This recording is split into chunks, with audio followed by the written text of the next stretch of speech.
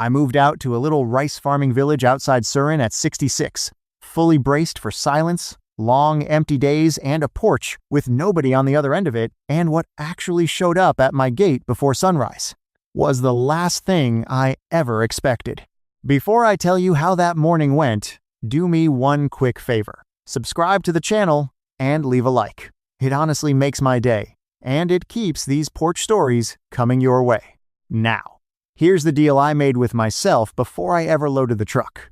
I pictured the silence. Long, empty days with nothing on them.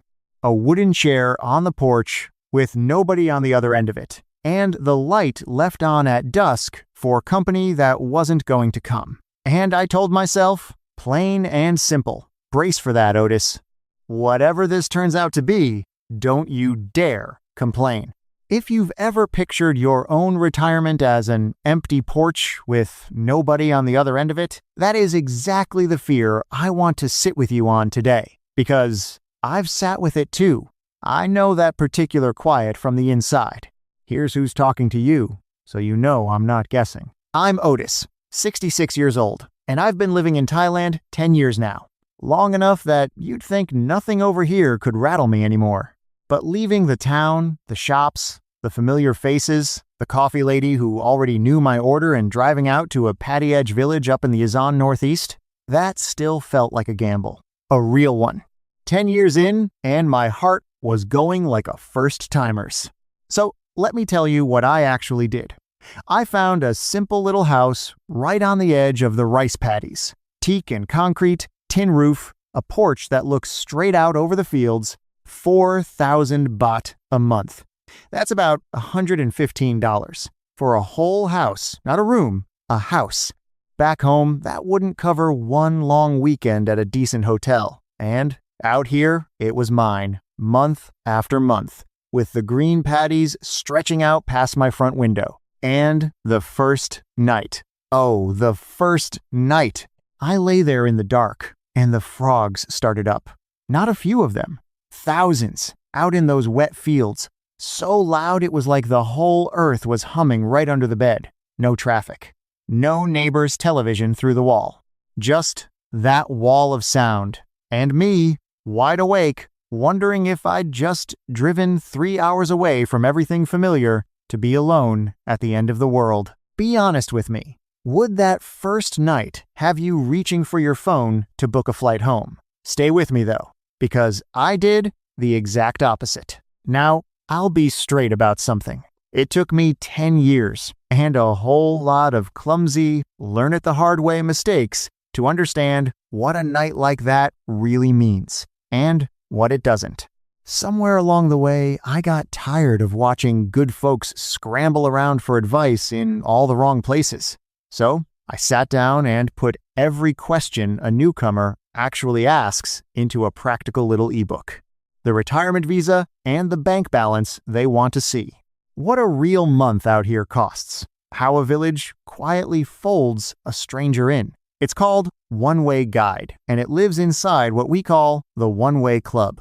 I'll be honest with you, the way I'd want somebody to be honest with me. It won't pack your bags, and it's no earthly use to a fellow who only wants to daydream about this. But if you're seriously weighing a life like the one I'm describing, it's the homework I wish somebody had handed me 10 years ago. The link's down in the description whenever you want it.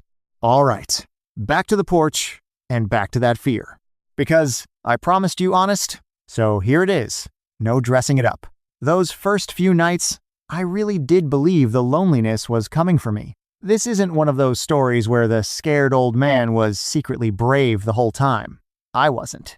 My Thai was clumsy. I didn't know a single soul on that lane. And I lay there more than once thinking, well, Otis, you asked for the quiet, looks like you got exactly what you ordered. So I did the thing I'd told myself I'd do.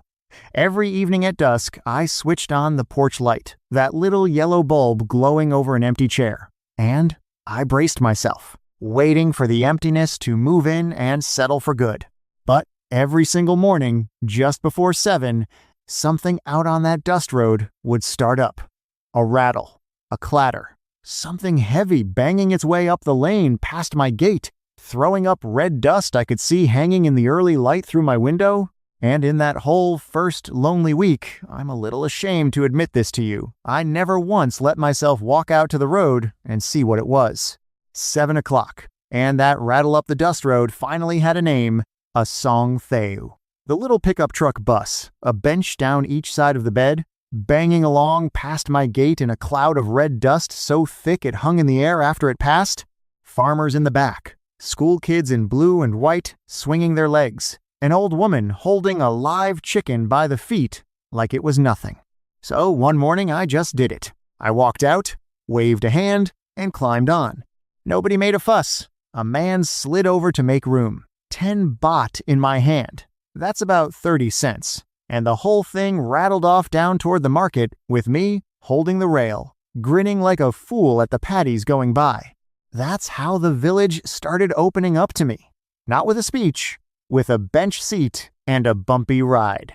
Down at the market there was a noodle stall against the old temple wall. A woman with a cleaver, a pot of broth going all morning. Plastic stools you had to fold yourself onto. 30 baht a bowl. Less than $1. Pork, rice noodles, a fist of fresh greens, a squeeze of lime, and a broth that had been simmering since before I woke up. Let me put that number where you can feel it. Back home, my morning coffee, 1 paper cup of it, ran me close to $5. Here, for less than that same cup, I got a hot meal that filled me till the afternoon. I'd sit on that little stool, steam on my glasses, and do the math in my head, and the math made me smile every single time. And yet, I'm not going to sugarcoat this part, because if I did, you'd be right not to trust the rest. That first stretch was lonely in the plain, ordinary way. My Thai was clumsy, real clumsy. I could say hello. I could say thank you. I could point at food and hold up fingers, and after that I was out of road. My neighbors and I mostly just waved. A friendly wave from the bicycle, a nod over the fence, a smile that both of us knew was standing in for a whole conversation neither of us could have yet. And for about a week, I ate my supper alone. That's the honest bit. Every evening I'd cook a little something or bring a bag back from the stall, and I'd eat it out on the porch by myself.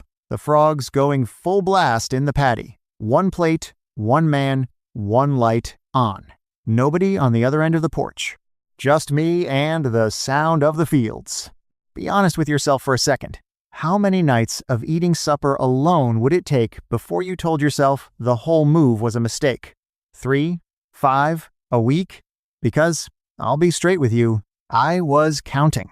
I'd sit there with my fork and I'd think, well, Otis, you drove 3 hours out of town for this, and this is a quiet plate on a dark porch. Maybe the picture you were scared of was just the truth after all. And here's the thing I kept doing. The thing I'm almost embarrassed to admit. Every night, I left the porch light on. Not for me. I knew nobody was coming. I left it on for the loneliness itself, if that makes any sense. Like I'd half decided that if the empty, silent life I'd braced for was ever going to walk up my steps and sit down beside me, I'd at least keep a light on so I could see it coming.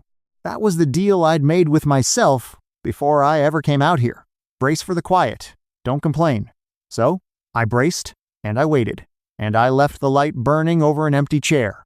And that's the strange tension I lived in that first stretch. The fear hadn't shown up, but it hadn't been proven wrong either. I was still eating alone, still waving instead of talking, still sitting under that porch light with a plate on my knee, waiting for a thing that wouldn't quite arrive and wouldn't quite leave. The days had a rhythm now, sure. The Song Theu at 7, the 30 baht bowl by the temple wall, the ride home in the heat, but underneath the rhythm was this quiet question I couldn't put down. Is this it? Is this the life? A cheap, warm, pretty, lonely life at the end of a dust road? I didn't have an answer. I just kept leaving the light on. Then came the second week. It was still dark. Full dark, that deep blue-black, before the sun cracks the paddies open. Not yet 6 in the morning. The frogs had finally worn themselves out. The whole world was asleep, or so I figured. Because out there in the fields, nothing moves before the light, or so I thought. And then it came. A knock on the wooden gate. Now, picture your own gate for a second. Out in the dark, not yet 6 in the morning, the whole road asleep, your porch light, the only thing burning for 100 yards. And a knock. Soft, but sure. Someone's hand on your gate. Who on earth is that? Who is up before the sun, out in the cold blue dark, standing at the gate of the strange American who barely speaks a word and eats his supper alone? I didn't know. I got up off that porch, my heart going a little quicker than I'd admit, and I walked toward the gate in the dark, and I honestly had no idea who would be standing on the other side of it. So I slid the bolt back, and there she was, Pom. The grandmother from 2 houses down, the one with the wide straw hat pulled low even in the dark, holding that chipped blue enamel pot against her hip like she'd carried it 1,000 mornings. She didn't say much. She just reached out and pressed something warm into my hands, sticky rice, still hot, folded up soft in a banana leaf. "You eat," she said, 2 words. And then she lifted her chin and pointed down the lane. I looked where she pointed. And that's the moment the whole picture I'd been carrying in my chest just fell apart. Because the lane wasn't empty. It wasn't silent. It was awake, the whole thing. Not yet 6 in the morning. The sky just going pale at the edge, and every single house down that dirt road had a light on and a person moving. Smoke was already curling up from somewhere. An old man was crouched over a little charcoal fire, fanning it slow. 2 kids came wobbling past on one bicycle, laughing, on their way to who knows where. And out past the houses, the rice fields had caught the first sun and gone this soft, glowing gold, the exact color I'd only ever seen from my porch alone, except now the whole village was standing up in it together. The thing I'd feared. The quiet. The empty porch with the light left on. It didn't exist here. It had never existed here. I'd driven 3 hours out to the fields braced for the loneliest chapter of my life.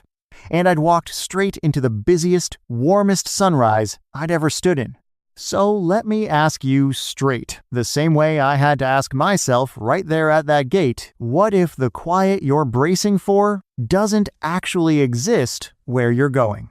Because here's what nobody had told me. Out here, people don't sleep in. They can't. The heat comes hard by 9, so the whole village gets up with the sun and does the good part of the day while it's still cool. The cooking, the sweeping, the walk to the fields, the little chats over the fence, all of it happens in that gold hour before the rest of the world back home has even hit the snooze button. And when a whole lane rises together like that, every morning you are never once alone in it. A village at first light is the least lonely place on this earth. 10 years in this country, and I had somehow never seen it until Pom knocked on my gate. That first morning, I sat on my step and ate her sticky rice with my fingers. Warm and a little sweet, and I just laughed at myself. All that worry. All those nights I'd lain there listening to the frogs, sure I'd made a mistake. And the fix for it had been living 2 houses down the whole time, in a straw hat holding a blue pot.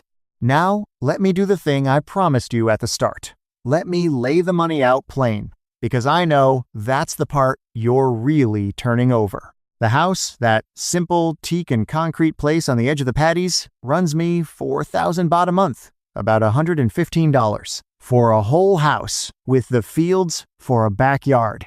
And once you add it all up, the rent, the electric, the water, and eating the way I eat, which is a 30 baht bowl of noodles from the stall by the temple wall, less than $1, better than anything I used to grab back home the whole life, comes to about $250 a month, all in for a single man who takes his meals at the stalls. $250. Sit with that a second. That's less than I used to hand over for 1 month of cable and a phone bill back in the States. And for that same money out here, I get breakfast walked to my gate by a neighbor before the sun's even up. And here's the part that gets me every time. Back home, the quiet cost me a fortune. The big empty house, the heat bill fighting the gray winter, the takeout, for one because cooking for one felt sad silence, was expensive. Out here, the opposite. The cheapest life I've ever lived is also the fullest one. I never in 100 years expected those two things to be the same thing. Palm and I still can't have much of a real conversation. My Thai is better than it was, but we mostly get by on gestures and grins, and that's fine. Turns out you don't need a shared language to share a morning. These days, she saves me the mangoes off the tree in her yard. I'll come out to sweep the step and there'll be 2 or 3 of them sitting there, ripe and warm from the sun, no note, no knock. Just Palm, looking out for the American down the lane. So if the fear that's keeping you home is that picture of an empty porch, nobody on the other end of it, a light left on for no one. I want you to hear this from a man who packed that exact fear in his suitcase and carried it 3 hours out to the rice fields. It didn't survive one real sunrise. Come stand in a village at first light before you believe it. Watch the lane wake up. Watch the fields go gold. And then tell me you're lonely. Do the arithmetic on your own porch tonight. $250 a month and a whole lane awake at your gate by sunrise. Is that fear really worth staying home for? Because that's the whole of it, folks. $250 a month and breakfast at my gate before 6. The quiet I packed all my worries around never showed up. What showed up was Palm, and warm rice in a banana leaf, and a village that rises with the sun. If a slower, kinder morning is the thing you've been quietly hoping for, come see one. It's closer than you think,